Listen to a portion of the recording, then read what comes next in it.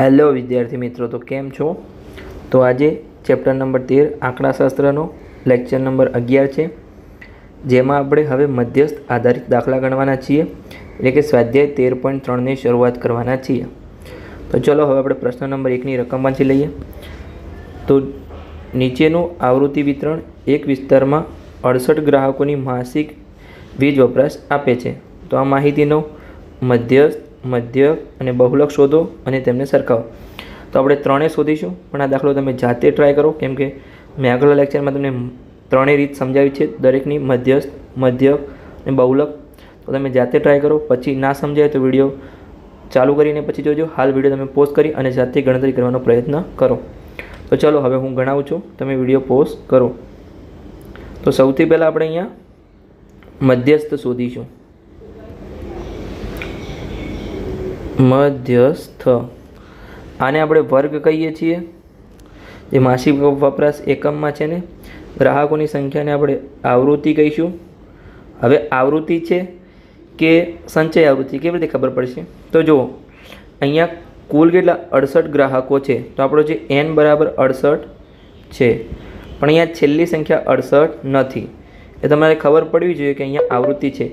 અહીંયા જે સંચય આવૃત્તિનો સરવાળો છે એ અહીંયા 68 આવશે. આપણે પહેલેથી જ જો લખી દઉં છું, અને તમે સરવાળો કરશો તો પણ 68 જ આવશે. આપણે ગણતરી કરી અને લખીએ. તો અહીંયા આપણે સંચય આવૃત્તિ શોધીશું. સંચય આવૃત્તિ, તો સંચય આવૃત્તિ શું હોય છે? આપણે જે આવૃત્તિ હોય એનો સરવાળો. તો અહીંયા જો 4 સામે 4, પછી નીચે 4 અને 5 9, પછી 9 અને 13 22, પછી 22 અને 20 42, 42 અને 14 56, 56 અને 8 64, હવે 64 અને 4 68. તો આવી ગયા. જે આપણી આવૃત્તિનો સરવાળો આવે એ આપણી છેલ્લી સંચય આવૃત્તિ આવશે. એ જ્યારે તમારે સમાન આવે n બરાબર 68 અને છેલ્લી સંચય આવૃત્તિ, ત્યારે તમારે સમજી લેવાનું કે તમારું સંચય આવૃત્તિ અને આવૃત્તિ બંને સરખી તમે જે શોધ્યું છે એ સાચું છે. અહીંયા આપણને n આપેલા હતા, ના આપેલા હોય તો તમારે આવૃત્તિનો સરવાળો કરવાનો રહેશે n શોધવા માટે. તો હવે આપણે શું કરીશું? જે મધ્યસ્થ વર્ગ શોધીશું. મધ્યસ્થ વર્ગ શોધવા માટે આપણે શું કરીએ છીએ? જે m બરાબર n/2. તો n આપણા કેટલા છે? 68. 68 ભાગ્યા 2 તો 34. તો 34 અથવા તેના પછીની સંચય આવૃત્તિ કેટલી છે? તો અહીંયા જો, જે 42 છે એ 34 પછીની સંચય આવૃત્તિ છે. તો એના પર આપણે બ્રેકેટ કરી દઈશું. એ આપણો થશે મધ્યસ્થ વર્ગ. જે આપણે અહીંયા 125 થી 145 છે એ આપણો મધ્યસ્થ વર્ગ થશે. તો આપણે બ્રેકેટ કરી દીધું. સરસ. તો ચલો આપણે આગળની ગણતરી કરીએ. હવે આપણે નીચે લખી દઈએ કે 145, 125 થી 145 એ આપણો મધ્યસ્થ વર્ગ છે. અહીંયા 125 થી 145 એ મધ્યસ્થ વર્ગ છે. તો હવે આપણે નીચે દરેક કિંમત શોધી દઈએ જે સૂત્રમાં આપણે મૂકવાની હોય છે એ. તો સૌથી પહેલાં આપણે L શોધીશું, પછી આપણે n/2, પછી વર્ગ લંબાઈ h, પછી f આવૃત્તિ અને પછી cf સંચય આવૃત્તિ. તો સૌથી પહેલાં L કેટલા હોય છે આપણી? Lને આપણે મધ્યસ્થ વર્ગની અધસીમાં, તો અહીંયા 125 બનશે અધસીમાં એટલે. પછી h કેટલા થશે? અહીંયા જો દરેકમાં વર્ગ લંબાઈ સમાન છે 20. અહીંયા 85માંથી 65 જશે તો 20, 105માંથી 85 જશે તો 20, એટલે કે આપણે વર્ગ લંબાઈ 20નો ડિફરન્ટ છે. તો આપણે h બરાબર અહીંયા આપણને મળી ગયા 20. પછી આપણે n/2 લખી દઈએ. તો n/2 કેટલા છે? આપણે ઉપર શોધ્યા જ 34. પછી આવૃત્તિ f કેટલી છે? તો જે આપણી મધ્યસ્થ વર્ગ હોય એની આવૃત્તિને જે આપણે આવૃત્તિ ગણીએ છીએ, એટલે કે 20. સંચય આવૃત્તિ તમારે ખાસ ધ્યાન રાખવાનું છે, મેં તમને આગળ પણ કીધું હતું. આમાં હવે આપણે 42 લઈશું તો કે ના, જે આપણું મધ્યસ્થ વર્ગ હોય એની સંચય આવૃત્તિ હોય એના ઉપરની સંચય આવૃત્તિ આપણે લેવાની છે.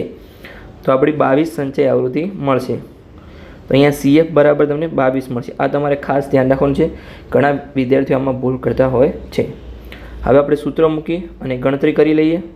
તો ચલો હવે આપણે સૂત્ર મૂકીએ. તો મધ્યસ્થ શોધવા માટેનું સૂત્ર શું છે? તો m બરાબર L plus n/2 minus CF ભાગ્યા એફ ગુણ્યા એચ. હવે એલની કિંમત મૂકીએ તો એલની કિંમત કેટલી છે અહીંયા 125. પછી n/2ની કિંમત કેટલી છે તો કે 34. CF આપણે કેટલા આપેલા છે 22.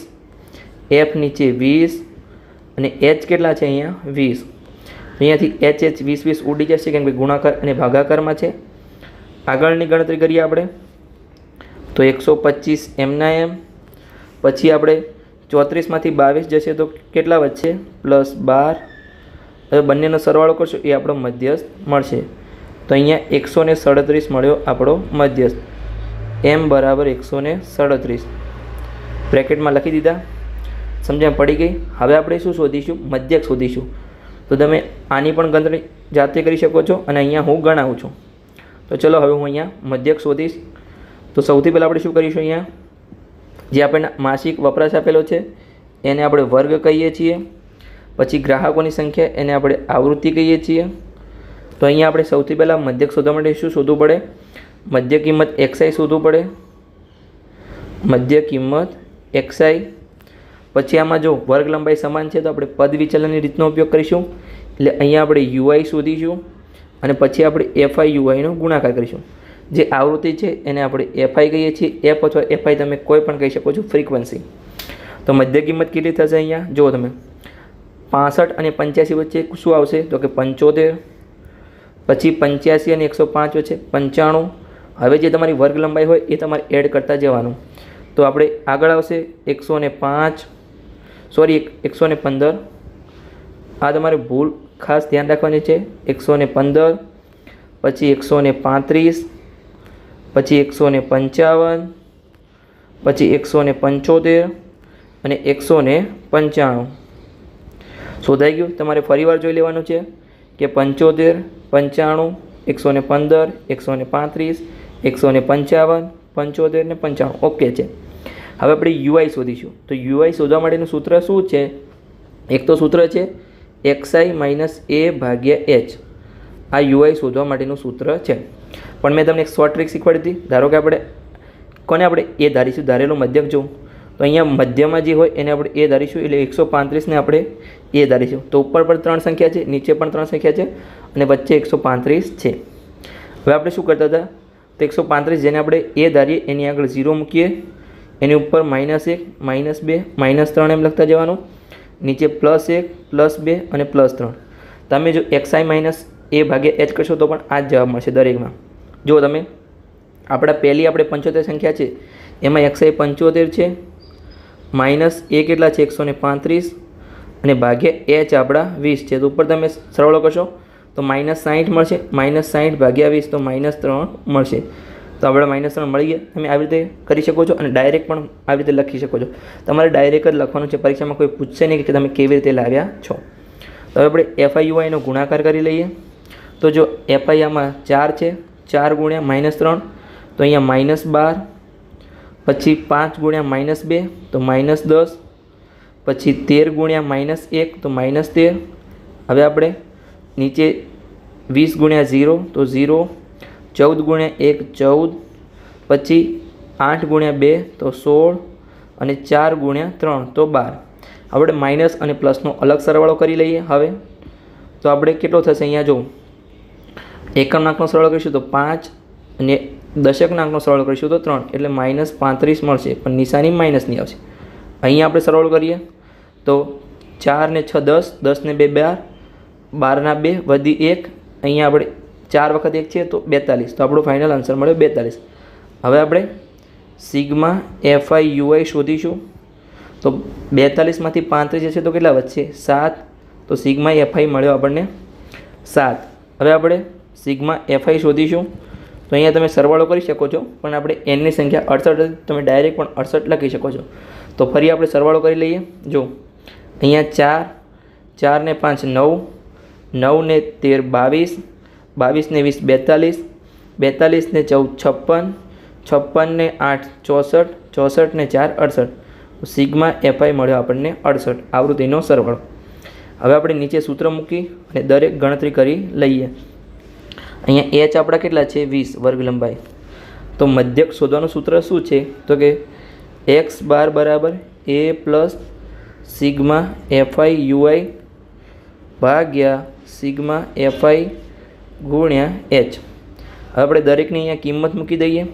એ આપણે કેટલા ધાર્યા હતા? 135. પછી સિગ્મા એફઆઈ મળે આપણને 7. નીચે ભાગાકારમાં સિગ્મા એફઆઈ યુઆઈ 7 મળ્યા, સોરી, સિગ્મા એફઆઈ મળે આપણને 68 અને આવૃત્તિ આપણી 20 આપેલી છે. તો હવે અહીંયા કંઈ ઉડે છે તો જુઓ, 17 ચોક 68 થશે અને 5 ચોક 20 થશે. તો 4 4 ઉડી ગયા ઉપર નીચેથી. આપણે આગળની ગણતરી કરીએ તો અહીંયા 135 એમના એમ, પછી અહીંયા 7 ગુણ્યા 5 તો 35 અને ભાગ્યામાં 17.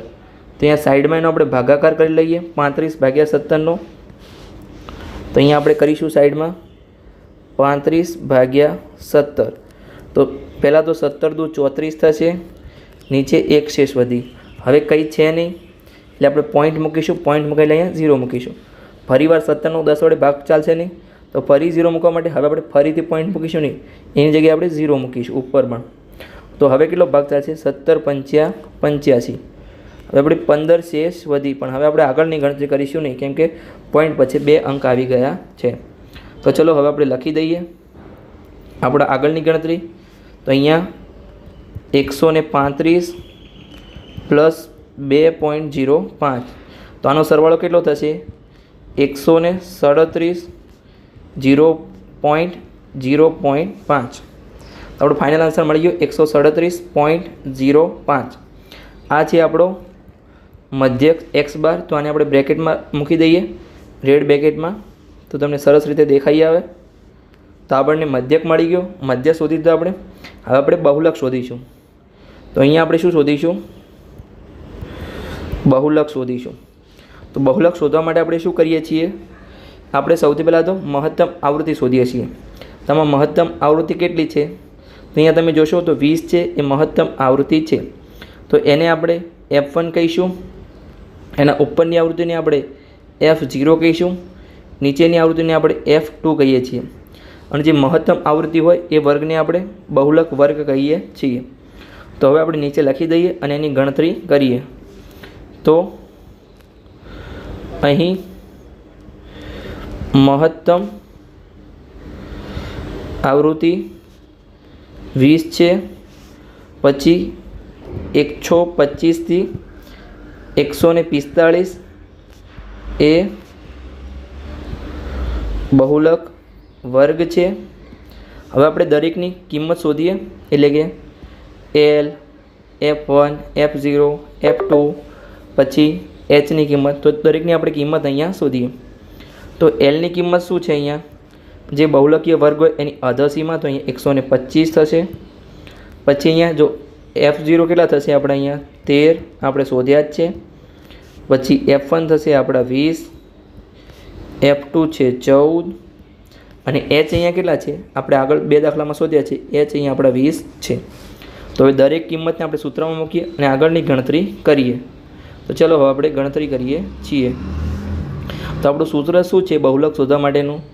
તો Z બરાબર L plus F1 minus F0 ભાગ્યા 2F1 minus F0 minus F2 ગુણ્યા H. તો હવે અહીંયા આપણે દરેકની કિંમત મૂકી દઈએ. તો Lની કિંમત શું છે અહીંયા? તો 125. પછી F1ની કિંમત છે 20, F2ની કિંમત F0ની કિંમત 13, પછી ભાગ્યા 2F1 એટલે કે 2 ગુણ્યા 20, ફરીથી માઇનસ 13 F0 અને F2 અહીંયા 14 આપેલા છે અને ગુણાકારમાં H 20 છે. તો આપણે આગળ ગણતરી કરીએ આગળના સ્ટેપમાં. તો 125 એમના એમ, પછી ઉપર જો 20માંથી 13 જશે તો વધશે 7, નીચે 2 ગુણ્યા 20 તો 40 અને અહીંયા -13 અને -17. તો આમ સરવાળો થશે પણ નિશાની માઇનસની આવશે. તો -27 અને ગુણાકારમાં 20. આગળનું સ્ટેપ આપણે કરીએ તો 125 પ્લસ 7 ગુણ્યા 20 કેટલા થશે? 140 અને ભાગાકારમાં 13. તો હવે આપણે 140 ભાગ્યા 13 કરી લઈએ. તો ચલો હવે આપણે સાઈડમાં ભાગાકાર કરીએ. બ્લેક પેનથી આપણે કરી લઈએ. 140 ભાગ્યા 13. સૌથી પહેલાં તો 13 એકા 13, આપણી એક શેષ વધી. ઉપરથી 0 ઉતાર્યા પણ ભાગ ચાલ્યો ને આપણે 0 મૂકીશું. હવે ઘણા વિદ્યાર્થીઓના મનમાં પ્રશ્ન થશે, દરેક વાર પોઈન્ટ મૂકતા હતા અને આપણે કેમ 0 મૂક્યો? તો આપણે 0 બહારથી લાવતા હતા, અહીંયા આપણે ઉપરથી ઉતાર્યું કેમ કે 140માં 0 છે પાછા, તો આપણે 0 મૂકવાના. જો ઉપરથી સંખ્યા લાવી અને ભાગના ચાલો તો આપણે 0 મૂકવાનું, બહારથી લાવીએ તો પછી પોઈન્ટ મૂકવાનું. જો હવે 10નો 13 વડે ભાગ ચાલશે તો નહીં ચાલે, તો હવે આપણે 0 લાવીશું પણ હવે આપણે પોઈન્ટ મૂકીશું. હવે કેટલા વડે ભાગ ચાલશે 13નો? તો 13 70 91. હવે તમારે 1 થી 20ના ઘડિયા તો યાદ રાખવા જ પડશે, પછી 1 થી 20ના વર્ગ તમારે અને 1 થી 10ના ઘન. આ વસ્તુ તમારે ગણિતમાં બેઝિક વસ્તુ તો હવે ધોરણ 10માં તમારે યાદ રાખવી જ પડશે. ના હોય તો તમે લખીને પણ હવે યાદ કરી શકો છો. તો 13 70 91 થશે. પછી નીચે 9 શેષ વધી, ફરી આપણે 0 મૂકીશું. તો હવે 13 70 91 ભાગ ચાલશે નહીં, તો હવે 13 છંગ 78 ભાગ ચલાવવાનો. 12 શેષ વધી, પણ હવે આપણે પોઈન્ટ પછી 2 અંક આવી ગયા છે, તો આગળની ગણતરી આપણે કરીશું નહીં. હવે આપણે ડાયરેક્ટ લખી દઈશું. તો અહીંયા આપણે લખી દઈએ 125 પ્લસ આનો જવાબ કેટલો આવ્યો? 10.76. તો અહીંયા 10.76. હવે આપણે ફાઇનલ આન્સર લખી દઈએ 135.76. આ શું મળ્યું આપણને? બહુલક ઝેડ. આને હવે આપણે બ્રેકેટમાં લખી દઈએ 135.76 આપણને બહુલક મળ્યો. હવે આપણે ત્રણેયને સરખાવીશું. તો ત્રણેયને કેવી રીતે સરખાવીશું? અહીંયા આપણે તો જો આપણને પ્રશ્નમાં શું કીધું હતું? મધ્યસ્થ, મધ્યક, બહુલક શોધો અને ત્રણેયને સરખાવો. જો આ પ્રશ્નમાં ત્રણેય શોધો અને પછી એને સરખાવવાનું અહીંયા કીધું હતું. તો આપણે સરખાવીશું. તો સૌથી પહેલાં આપણને મધ્યસ્થ કેટલો મળ્યો? 137. તમે મગજમાં યાદ રાખજો 137 મળ્યો.